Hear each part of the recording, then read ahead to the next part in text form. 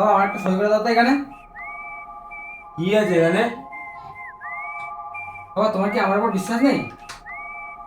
একটা সই করে দাও এখানে।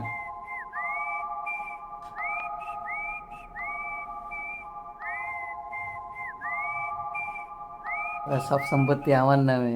হ্যাঁ।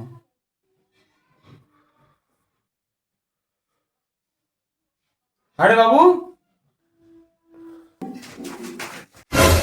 চুপ, একদম চুপ। আজকে থেকে আমি যা বলবে এই বাড়িতে তাই হবে, ঠিক আছে? পরের মাসে গিয়ে আমি তোমাকে বৃদ্ধাশ্রমে দিয়ে আসবো।